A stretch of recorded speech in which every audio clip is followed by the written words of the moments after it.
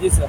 Sachin police station ખાતે એક ફેટલનો બનાવ, અનડિટેક ફેટલનો બનાવ હતો, જે પોલીસના મહેનતથી મર્ડરના બનાવ તરીકે જે કહેવાય ડિટેક્ટ કરવામાં આવ્યો હતો.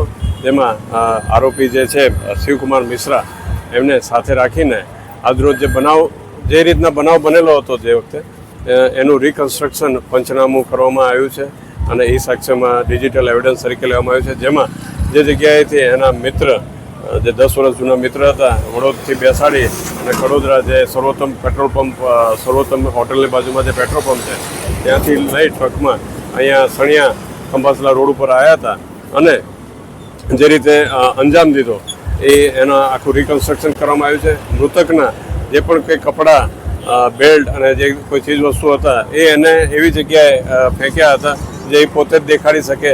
તો એ જગ્યા ઉપર જઈને અમે ડિસ્કવર કરીને અત્યારે ગુનાના કામે કબજે પણ કરવામાં આવ્યા છે અને હાલમાં આ જગ્યા ઉપર પંચનામું પૂર્ણ કરવામાં આવેલ છે.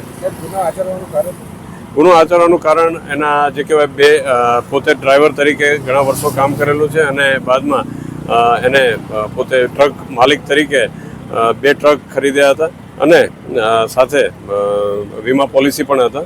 જેમાં ટ્રકો વ્યવસ્થિત નહીં ચાલતા ધંધાના આર્થિક મંદી ઓલામાં આવી જતા, જે આર્થિક સંકળામણમાં આવી જતા, એને વિચાર આવ્યો કે ભાઈ આમાંથી બહાર નીકળવું હોય તો પોતાને મૃતક તરીકે જાહેર કરી દે.